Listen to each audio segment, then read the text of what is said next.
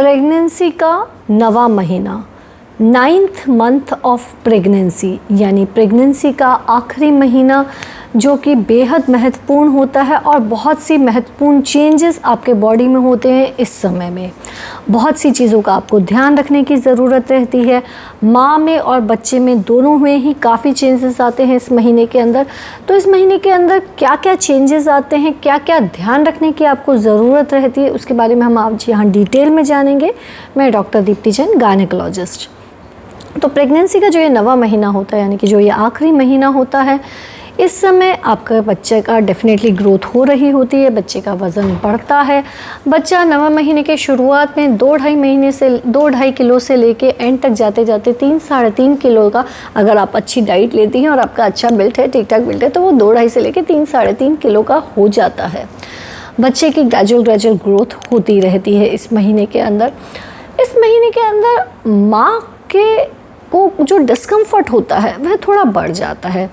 कमर में दर्द होने की शिकायत बढ़ जाती है, एसिडिटी की प्रॉब्लम, पेट में डिस्कम्फर्ट रहने की प्रॉब्लम, ये प्रॉब्लम्स यूजुअली महिलाओं में बढ़ जाती है, क्योंकि जो बच्चा होता है और उसके चारों तरफ जो पानी का सैक होता है और जो बच्चेदानी होती है वह आपके एब्डोमेन की पूरी जगह को ऑक्यूपाई करता रहता है। यानी कि जो फंडल हाइट होती है वह बढ़ती जाती है, यानी कि बच्चा जो पेट में जिस लेवल पे होता है उससे थोड़ा और बढ़ जाता है। तो ये जो सारे डिस्कम्फर्ट्स होते हैं, कमर में दर्द होना, पेट में दर्द होना, इवन रिब्स में स्ट्रेचिंग पेन आना, यह सब बढ़ जाता है। ऑल्दो ये जो फंडल हाइट बढ़ती है जब बच्चे का सिर पेल्विस में एंटर कर जाता है, जिसे हम हेड ड्रॉप होना कहते हैं, लाइटनिंग कहते हैं हमारी भाषा में, यानी बच्चे का जो सिर है जो कि ऐसे नॉर्मली नीचे की तरफ होता है, जब वह आपके पेल्विस में एंटर कर जाता है तो ये जो फंडल हाइट है ये 2-1 इंच नीचे आ जाती है। तो थोड़ा महिला को थोड़ा सा बेटर लगता है, लेकिन वह 9 महीने के बाद 15-20 दिन जब निकल जाते हैं उसके बाद यूजुअली होता है। 9वें महीने के स्टार्टिंग में नहीं होता, यूजुअली 15-20 दिन निकलने के बाद में होता है।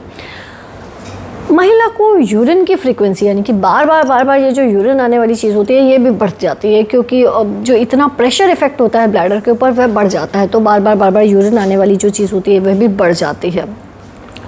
महिला को बहुत बार फॉल्स पेन्स, यानी कि ऐसे पेन्स, ऐसे दर्द भी चालू हो जाते हैं जो एक्चुअली ट्रू लेबर पेन तो नहीं होते, लेकिन महिला को दर्द जैसा सा होना शुरू हो जाता है। तो आपको फॉल्स और ट्रू लेबर पेन्स में डिफ्रेंशिएट करना बहुत ज़रूरी होता है, जो आप मेरे दूसरे वीडियो में देख सकती हैं। और तो इसमें भी मैं आपको थोड़ा ब्रीफ में बता दूंगी कि ट्रू और फॉल्स लेबर पेन्स में हम कैसे डिफ्रेंशिएट करते हैं।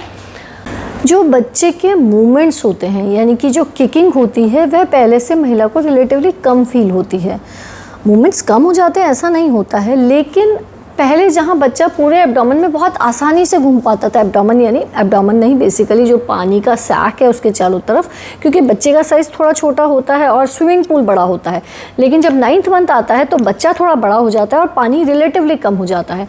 तो वो मूव तो करता है, लेकिन वो सिर्फ उसके हाथ और पैर के मूवमेंट्स आपको फील होते हैं, वो पूरा का पूरा टर्न अबाउट हो रहा है ऐसा यूजुअली फील नहीं हो पाता है, या कम हो जाती है ऐसी फीलिंग। तो जो महिला यूजुअली होती है कि किक्स जो हैं वो आप पहले से थोड़ी कम हो गई हैं, बच्चा पूरा का पूरा कम घूमता है, थोड़ा हाथ पैर ही मारता है, तो थोड़े मूवमेंट्स कम होते हैं, लेकिन मूवमेंट्स फिर भी 2 घंटे में मिनिमम 10 होते हैं।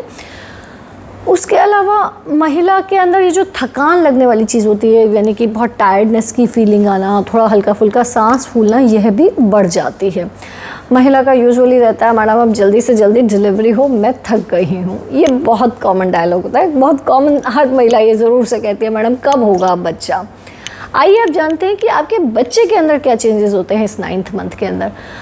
बच्चे का वज़न तो डेफिनेटली बढ़ता ही है धीरे धीरे, उसके लंग्स मैच्योर हो जाते हैं, बच्चे के मसल स्ट्रॉन्ग हो जाते हैं, आर्म के, पैर के मसल स्ट्रॉन्ग हो जाते हैं, उसकी ग्रास्प करने की पावर बढ़ जाती है, बच्चा ब्लिंक करता है, यानी कि आंखें झपका पाता है, बच्चे के स्किन के नीचे जो फैट की लेयर होती है वह बढ़ती है, बच्चे का ब्रेन डेवलपमेंट भी इस टाइम पे कंटिन्यू रहता है, बच्चे के चारों तरफ जो लैनिगो होता है और जो वर्निक्स होता है वो थोड़ा कम होने लग जाता है।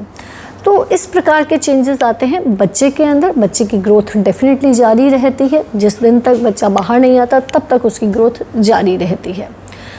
9th मंथ के अंदर आपको अपनी डाइट के अंदर किस चीज़ का ध्यान रखना है स्पेसिफिकली? पहली चीज़, लिक्विड का इंटेक अधिक मात्रा में होना चाहिए। जो पानी होता है बच्चे के चारों तरफ, एमनियोटिक फ्लूइड, वह धीरे धीरे कम होना शुरू हो जाता है और 9th मंथ में थोड़ा ज़्यादा कम होने की संभावना रहती है। डाइट के अंदर लिक्विड्स का इंटेक भरपूर मात्रा में करिए। पानी है, नींबू पानी, नारियल पानी, सूप, जूस, छाछ, हर फॉर्म में लिक्विड ज़्यादा लीजिए ताकि बच्चे के चारों तरफ जो पानी हो वह कम ना हो, क्योंकि अगर पानी ज़्यादा कम हो जाता है तो नॉर्मल डिलीवरी डिफ़िकल्ट हो जाती है। तो पानी का इंटेक अच्छी मात्रा में रखिए, हरी सब्जी और फल ज़्यादा रखिए, कॉन्स्टिपेशन ताकि कम से कम हो आपको। ड्राई फ्रूट्स का इंटेक जारी रखिए। ड्राई फ्रूट्स में ओमेगा फैटी एसिड्स जो स्पेसिफिकली वॉलनट्स और आलमंड्स यानी कि बादाम और अखरोट के अंदर अच्छी मात्रा में होते हैं। खजूर और अंजीर और किशमिश, इनका प्रयोग भी अच्छी मात्रा में कीजिए। ये ना केवल आपको आयरन देती हैं बल्कि आपके कॉन्स्टिपेशन को भी कम करने में हेल्पफुल रहती हैं। तो ड्राई फ्रूट्स का इंटेक भी जारी रखिए, अच्छी मात्रा में कीजिए। प्रोटीन अभी भी ज़्यादा और कार्ब और फैट थोड़ा कम की साइड में आपको एक आइडियल वेट मेंटेन करने में हेल्प करेंगे, तो उस चीज़ का भी आप ध्यान रखिए। प्रोटीन का इंटेक अच्छी मात्रा में होना चाहिए। अगली बात हम आते हैं कि किस प्रकार की आपको एक्सरसाइज करनी है। तो एक्सरसाइज में डेफिनेटली आप सबसे पहले अपने गायनेक से कंसल्ट कर लीजिए कि आप एक्सरसाइज करने के लिए अलाउड है या नहीं, क्योंकि कुछ कंडीशंस ऐसी होती हैं जैसे कि प्लेसेंटा प्रीविया है, प्लेसेंटा नीचे की साइड में है, जब हम मना करके रखते हैं कि एक्सरसाइजेस नहीं करनी है। लेकिन अगर आपका केस एक नॉर्मल केस है तो आप डेफिनेटली अपनी एक्सरसाइजेस कंटिन्यू रख सकती हैं, जिसके अंदर की walking, deep breathing exercises, yoga, pilots, pelvic floor exercises ये आप कर सकती हैं।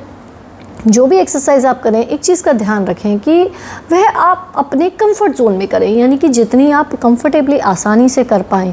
आजकल बहुत बार क्या होता है कि सेशंस चल रहे होते हैं, एंटीनेटल क्लासेस चल रही होती हैं, जिसमें कि एक पेशेंट दूसरे पेशेंट को देख के जितना दूसरा कर रहा होता है वह करना चाहता है, पर ऐसा नहीं कीजिए। हर किसी की कैपेसिटी, स्ट्रेंथ डिफरेंट है। प्रेगनेंसी में हम आपको अपने आप को ओवर स्ट्रेच आउट करने से मना करते हैं, तो उस चीज़ को आपको नहीं करना है। जितना आप आराम से, आपकी बॉडी आपको सपोर्ट करती है, आप कर पाएँ उतना कीजिए, ओवर एक्सर्ट नहीं कीजिए। बॉल एक्सरसाइजेस भी काफ़ी हेल्पफुल रहती हैं। बॉल का लेकिन वेट और साइज़ क्या लेना है वो आपको देखना रहेगा आपके वेट के हिसाब से। पेल्विक फ्लोर एक्सरसाइजेस अच्छी रहती हैं ताकि आगे जाकर आपको प्रोलैप्स वगैरह की शिकायत कम आए, यूरिन इनकॉन्टिनेंस की प्रॉब्लम कम आए। डिलीवरी प्रोसेस में भी वो हेल्प करती हैं। डीप ब्रीदिंग और वॉक तो ऑलमोस्ट सभी को अलाउड होता है और अच्छा रहता है, तो इन एक्सरसाइजेस को आप कर सकती हैं। 9वें महीने के अंदर 4 ऐसी कंडीशंस होती हैं जो आपको पता होनी चाहिए जब आपको हॉस्पिटल जाना है। तो कौन सी ऐसी कंडीशंस होती हैं जब आपको हॉस्पिटल एडमिट होने के लिए जाना रहता है? डेफिनेटली आपकी ड्यू डेट आ गई है और अभी तक दर्द नहीं शुरू हुए तो आपको जाना ही पड़ेगा, लेकिन अभी आपकी तारीख नहीं आई है, यानी कि आपके डॉक्टर ने आपको जो डिलीवरी की डेट दी है नहीं आई है, लेकिन आपको ट्रू लेबर पेन्स चालू हो गए हैं, यानी कि लेबर पेन चालू हो गए हैं, कॉन्ट्रैक्शंस चालू हो गए हैं। तो ट्रू लेबर पेन को आप फास्ट लेबर पेन से कैसे डिफरेंशिएट करेंगे? देखिए, जो फॉल्स लेबर पेन होते हैं, जिसे हम ब्रैक्सटन है कॉन्ट्रैक्शंस भी कहते हैं, वो 9वें महीने में चालू हो चुके होते हैं। लेकिन इसमें क्या होता है, यानी कि बच्चेदानी हार्ड होती है, कुछ समय के लिए दर्द होता है जो पेट में और कमर में दाता है, लेकिन थोड़ी देर जब आप आराम करती हैं, रेस्ट कर लेती हैं, सो जाती हैं या करवट बदल लेती हैं तो कुछ घंटों में ऐसा दर्द गायब हो जाता है। तो वो एक ट्रू लेबर पेन नहीं है, वो फॉल्स लेबर पेन है। जो ट्रू लेबर पेन होता है उसके अंदर डेफिनेटली जो आपका बच्चेदानी है, जो पेट है, वो एकदम हार्ड हो जाता है, पत्थर जैसा हार्ड हो जाता है। कमर में भी दर्द होता है, पैरों में रेडिएट करता है और यह दर्द कुछ सेकंड्स के लिए रहता है। ऐसा दर्द कुछ मिनटों में रिपीट होता रहता है, यानी कि हर 15-20 मिनट में ऐसा दर्द आता है। यह दर्द जब आप रेस्ट करती हैं तो भी जाता नहीं है, हल्की फुल्की पेन किलर से भी नहीं जाता है। आप करवट बदल लेती हैं, टहल लेती हैं, सो जाती हैं, लेकिन फिर भी ये दर्द कम नहीं होता है, बल्कि इसकी इंटेंसिटी और फ्रीक्वेंसी दोनों ही बढ़ जाती है। यानी कि जहाँ ये दर्द पहले महिला को लगता है कि पहले 15-20 मिनट में एक बार आ रहा था, तो अब ये 12-15 मिनट में आने लग गया है। फिर कुछ 1-2 घंटे निकलते हैं तो महिला को लगता है नहीं, अब तो ये दर्द 10-12 मिनट में आने लग रहा है। यानी कि उसकी जो फ्रीक्वेंसी है वह बढ़ जाती है, यानी कि दर्द जल्दी जल्दी आना शुरू हो जाता है और दर्द ज़्यादा लंबे समय के लिए भी रहता है। यानी कि जहाँ पहले वो 10-12 सेकंड लह रहा था तो अब महिला को लगेगा अब ये 15-20 सेकंड लह रहा है, और ये दर्द की इंटेंसिटी यानी कि ये दर्द भी बढ़ जाता है। तो ये होते हैं ट्रू लेबर पेन्स। तो अगर आपके ट्रू लेबर पेन्स आ गए हैं तो डेफिनेटली आपको एडमिट होने की ज़रूरत है। दूसरा, अगर आपकी लीकिंग चालू हो गई है, लीकिंग यानी कि बच्चे के चारों तरफ जो मेम्ब्रेन्स का बैग है वह रप्चर हो गया है, वह फट गया है, जो पानी है वह निकल गया है, यानी कि जो बच्चे के चारों तरफ पानी की थैली है वह फट गई है, जिसे हम साधारण भाषा में पानी छूट जाना कहते हैं। तो अगर आपका पानी छूट गया है, लीकिंग चालू हो गई है, तो भी आपको एडमिट होने की ज़रूरत है। बहुत बार महिलाएं लीकिंग को यूरिन इनकॉन्टिनेंस से कंफ्यूज कर लेती हैं, यानी कि वह बच्चों के चारों तरफ जो पानी है, एमनियोटिक फ्लूइड है, उसको और यूरिन को डिफरेंशिएट नहीं कर पाती। बहुत बार 9वें महीने में अपने आप यूरिन भी लीक होने लग जाता है। तो उसको आप कैसे डिफरेंशिएट कर सकती हैं? जो यूरिन इनकॉन्टिनेंस है, यानी कि जो यूरिन लीक होने की, पेशाब लीक होने की समस्या है, उसमें जब पेशाब लीक होगा तो उसमें यूरिन की स्मेल होगी, जबकि जो एमनियोटिक फ्लूइड होगा उसमें किसी भी प्रकार की कोई स्मेल नहीं होगी। दूसरी चीज़, जब यूरिन लीक होगा, जब ब्लैडर फुल है, आप यूरिन करके आ गई हैं, तो उसके बाद ये यूरिन इनकॉन्टिनेंस की प्रॉब्लम अपने आप चली जाएगी, यानी कि लीकिंग बंद हो जाएगी, यूरिन लीकिंग। लेकिन अगर ये एक्चुअल लीकिंग है, यानी कि बच्चे के चारों तरफ जो थैली है वह फट गई है, तो पानी निकलने का प्रोसेस कंटिन्यू रहेगा, वो रुकेगा ही नहीं। हाँ, आप चलेंगे फिरेंगे तो बढ़ जाएगा, लेट जाएंगी तो थोड़ा कम हो जाएगा, लेकिन वो रुकेगा नहीं। तो अगर आपकी लीकिंग चालू हो गई है तो भी आपको एडमिट होने की ज़रूरत है। अगर आपका ब्लडी डिस्चार्ज आने लग गया है, यानी कि वेजाइना से जो डिस्चार्ज है वह काफ़ी बढ़ गया है और उसमें हल्का फुल्का ब्लड आने लग गया है, तो भी आपको एडमिट होने की ज़रूरत है, क्योंकि इसे हम हमारी भाषा में शो कहते हैं, जो कि अर्ली सिम्टम, अर्ली साइन होता है लेबर का।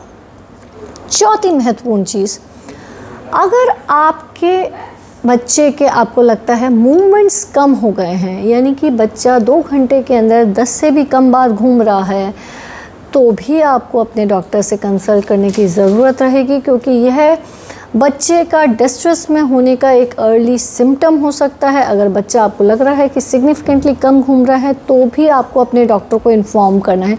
देखिए, ये तो मैंने शुरुआत में भी कहा आपको कि बच्चे के किक्स कम हो जाते हैं, लेकिन किक्स कम होते हैं, लेकिन फिर भी वह 10 से ज़्यादा ज़रूर रहते हैं, यानी कि 2 घंटे में मिनिमम 10 बार बच्चा ज़रूर घूमता है। हाँ, उसकी पूरी बॉडी नहीं मूव करती, यानी कि पूरा बच्चा जो इधर से इधर जा रहा था पहले वो नहीं जाता, हल्के फुल्के किक्स देता है। पर अगर मूवमेंट ज़्यादा कम हो गए हैं तो भी आपको अपने डॉक्टर को बताने की ज़रूरत रहेगी। 9वें महीने के अंदर जो सोने की पोजीशन है, लेफ़्ट साइड में करवट लेके सोना भी एक बहुत इम्पॉर्टेंट चीज़ रहती है, उसका ध्यान रखिए। जब आप लेफ़्ट साइड के अंदर अपनी बाईं तरफ करवट लेके सोती हैं, तो बच्चे को मिलने वाला ब्लड अधिक मात्रा में रहता है, बच्चे को अधिक ब्लड सप्लाई रहता है, उसका ऑक्सीजन सैचुरेशन बेहतर रहता है, जो बच्चे की ग्रोथ के लिए अच्छा होता है। तो आपके 9th मंथ के अंदर आप इन सभी चीज़ों का अच्छे से ध्यान रखिए। फिर भी आपको कोई कन्फ्यूजन हो तो आप कमेंट बॉक्स में लिख के हमसे पूछ सकते हैं। चैनल को सब्सक्राइब कीजिए। धन्यवाद।